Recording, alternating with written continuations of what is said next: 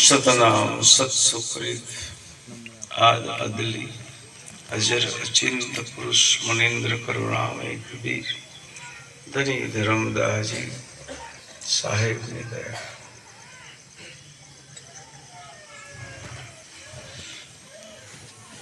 આજના સદગુરુ પરમાત્મા કબીર સાહેબના અંતર ધ્યાન દિવસ અવસર એટલે માગસર સુદ 11. આ દિવસ પર્વ અવસરે સદગુરુ પરમાત્મા કબીર સાહેબ કાશી છોડીને મગહર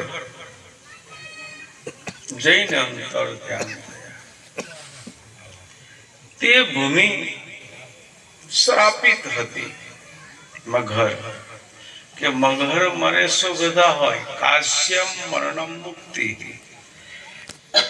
એવી કહેવત બની ગઈ. અવાજ થોડો માફનો રાખ. એવી કહેવત પડી ગયેલી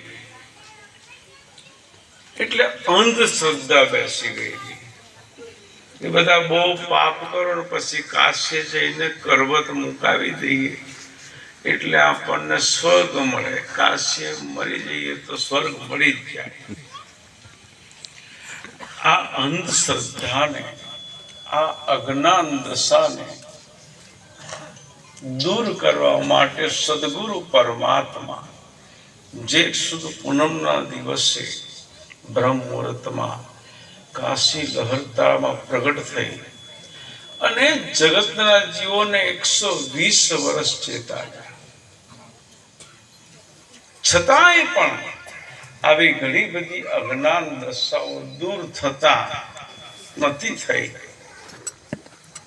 એટલે સદગુરુ પરમાત્મા કાશીથી મગહર ભૂમિમાં ગયા. એ મગહર શહેરમાં જે મરે એને ગધેડાનો અવતાર મળે. કબીર સાહેબે તો ચોખ્ખું કીધું કે ગધેડાનો અવતાર